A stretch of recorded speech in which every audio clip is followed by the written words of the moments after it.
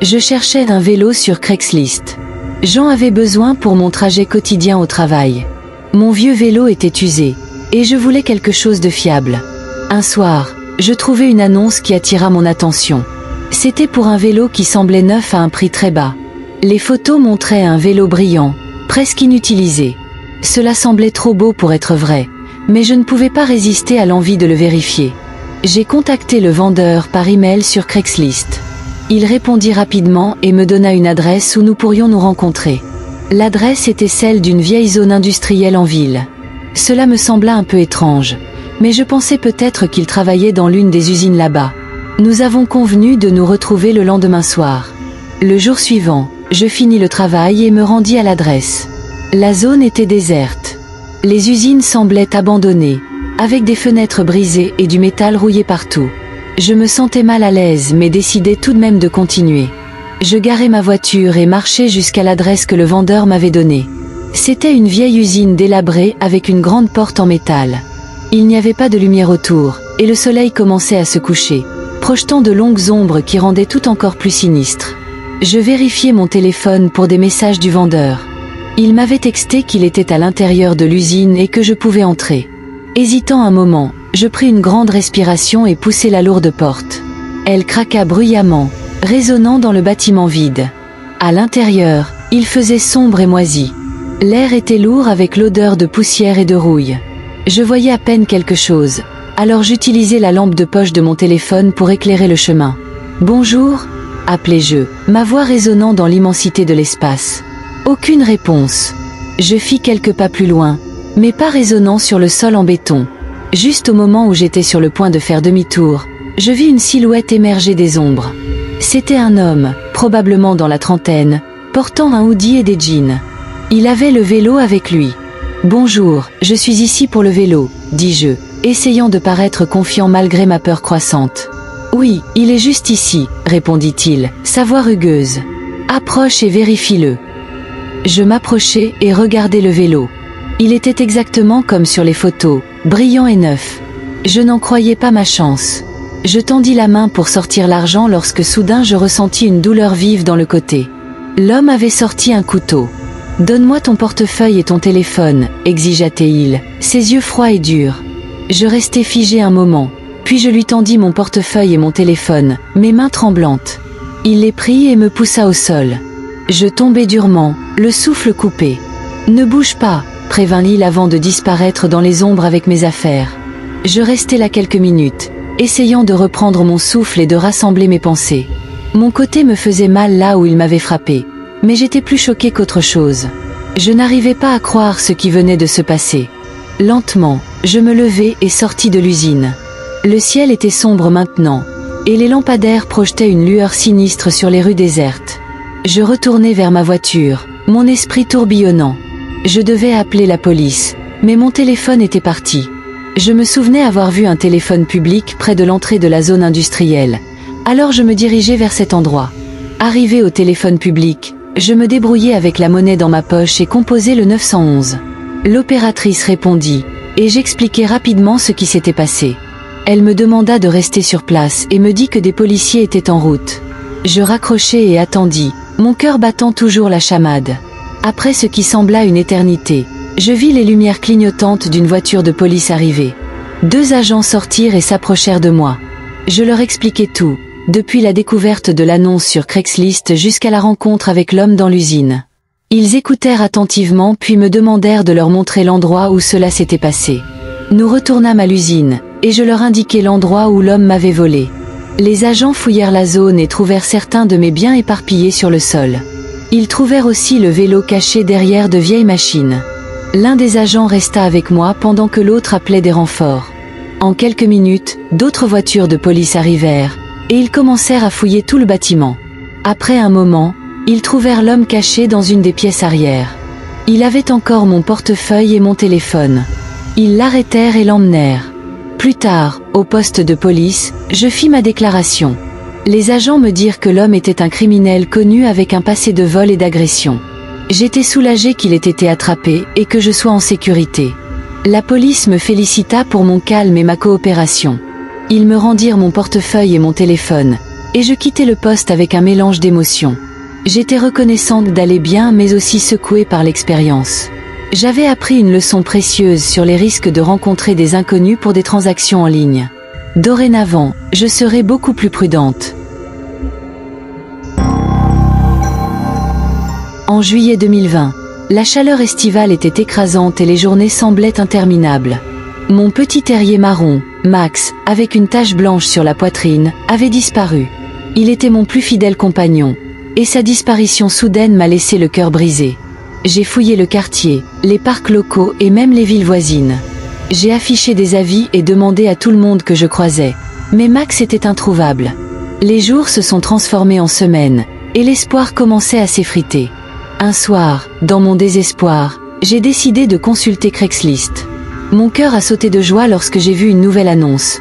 Trouvé, petit chien marron avec tache blanche sur la poitrine. La description correspondait parfaitement à Max. J'ai rapidement envoyé un message au posteur, détaillant l'apparence de Max et exprimant mon espoir qu'il l'avait encore.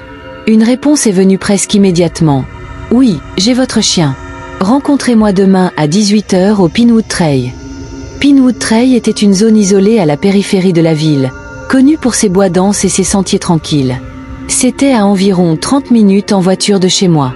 Submergé par l'excitation de retrouver Max, je n'ai pas remis en question le lieu de rencontre étrange.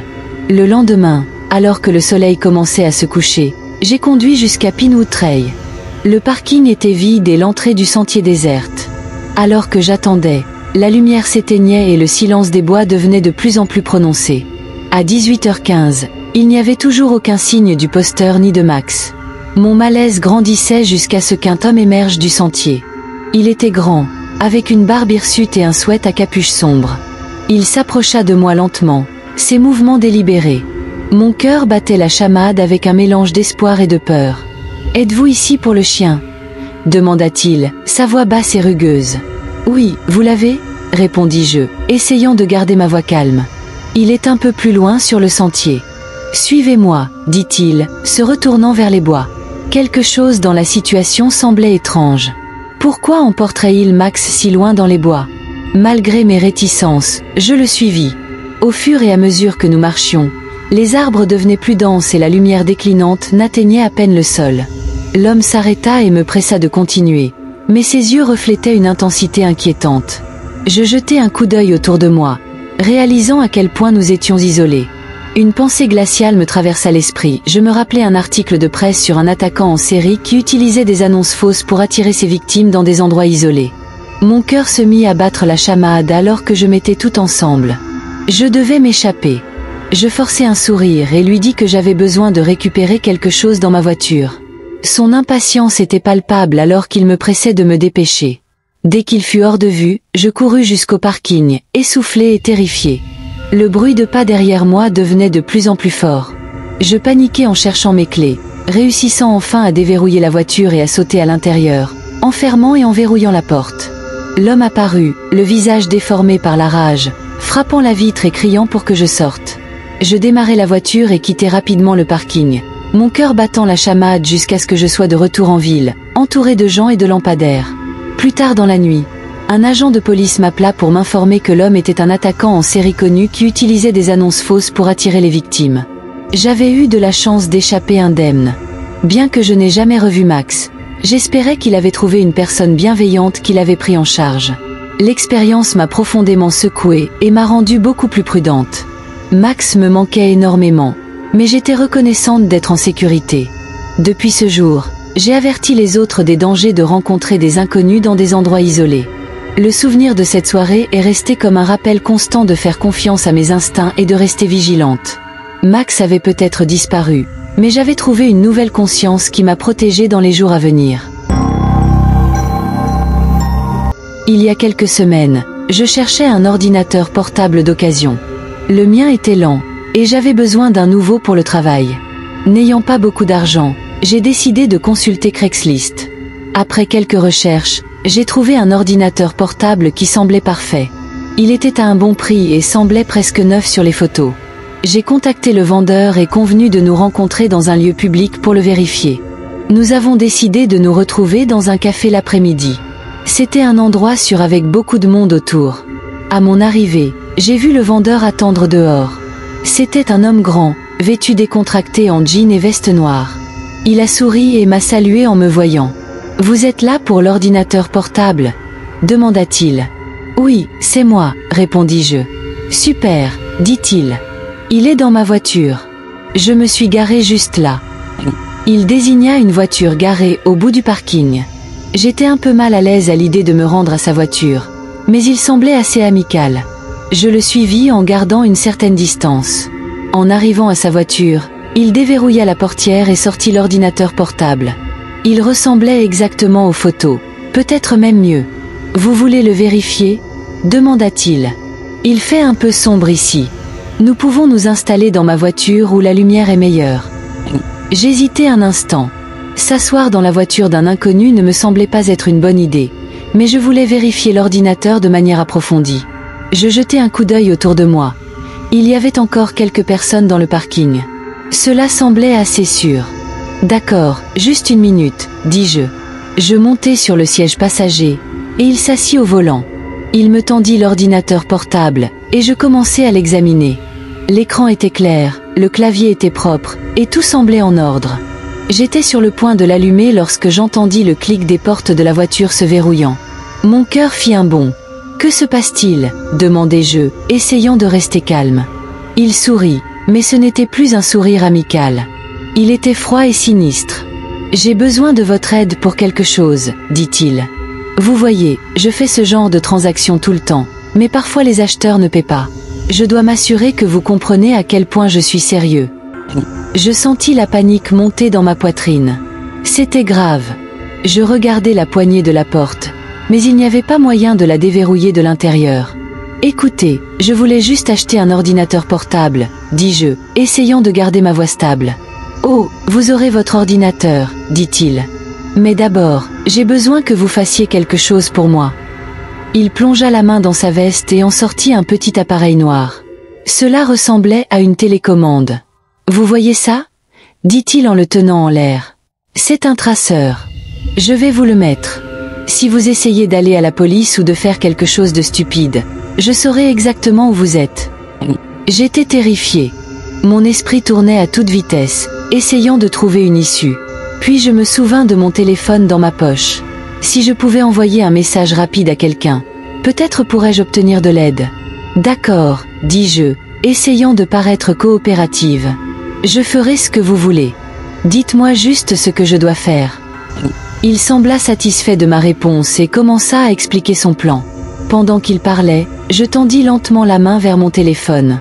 Je réussis à le déverrouiller et à envoyer un message rapide à mon ami. « Aidez-moi, danger, appelez la police. » J'espérais que cela suffirait. Je devais gagner du temps. Puis-je au moins vérifier si l'ordinateur fonctionne ?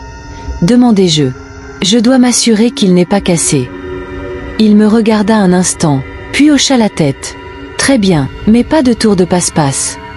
J'allumai l'ordinateur et feignis de le vérifier, mais mon esprit était concentré sur l'évasion.